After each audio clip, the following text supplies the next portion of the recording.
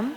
As an atheist, I have really started valuing life, and the dignity of life. But the problem is that now when I hear of any loss of life which has happened due to some deliberate actions of others or due to some carelessness of others, it saddens me, it grieves, makes me angry, because earlier I used to just feel, oh, accident happened because Right. it just had to happen, and it happened. But now I can see the responsibility of other people's, that others are being robbed of their right to live. And so how do I deal with this, like this anger, this grief, me or other atheists like me who can clearly see the responsibilities of others? Right, right.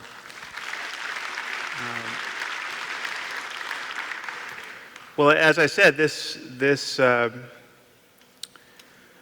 change in attitude that I just recommended, I kind of smuggled mindfulness meditation into this talk and foisted it on 4,000 atheists.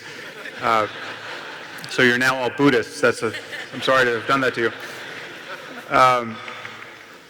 But it is an antidote to that kind of suffering. I mean, when you look closely at the mechanics of your own suffering, you find that when you're suffering, you are lost in thought. Now, that may seem like the pushback you immediately get from that is that, well, some things are worth suffering over. You mean to tell me that, my child dies and I could stop suffering if I just, break the spell of thought? Yes, to some degree. I mean, but it's damn hard to do when the bar is set that high, when you're dealing with the death of someone close to you. But it is the experience so the thing you just did for 5 minutes is something that I have done. I've gone on retreat for weeks and months at a time, and in silence for 18 hours a day, just did that exercise. And so it takes a long time to realize how much thought is clouding your experience of the present moment, and how much how much of our kind of mediocrity and how we feel moment to moment is just a matter of us continually thinking, this undercurrent of thought. And so when something terrible happens, the undercurrent of your thought is, all of these kind of grief-stricken ideas. I'll never see her again. The memory of how much you loved her, back and forth, and you're buffeted by thought ceaselessly. And for most of us, there is no alternative but we're just hostage to the contents of the next thought.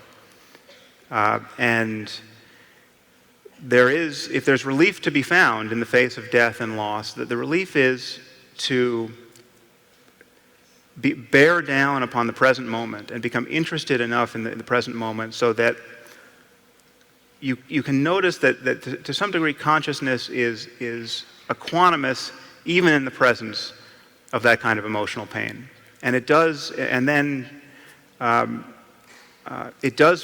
erode the pain of that pain. And again, to some degree, it's a kind of framing issue. It's the difference between thinking that the pain in your arm is because you're now getting so good at lifting weights, or thinking that it's because you've got bone cancer. It could be the exact same sensation, but that the framing the difference is total. And so what I'm recommending to you is many good things come from training. We give no thought to training the mind. We give a lot of thought to training our body. We give a lot of thought to training to physical health.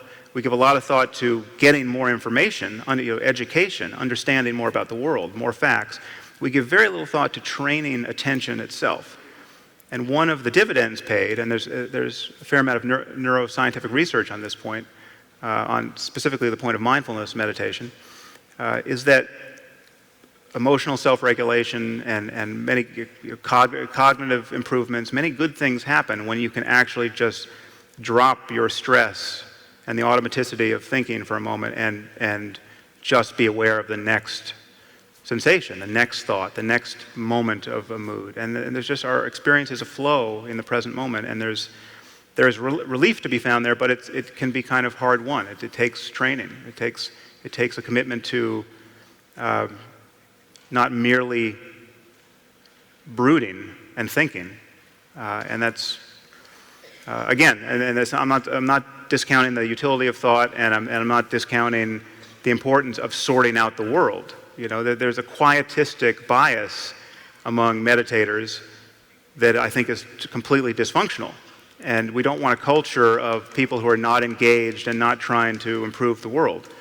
But if there's any kernel of truth in the religions we so deplore, and they are just a carnival of errors, the truth is that it's possible to sink into the present moment in such a way as to find it sacred and to cease to have a problem. And that's just a fact for which there's so much testimony, and unfortunately, most of the testimony is contaminated with religious bullshit. So that's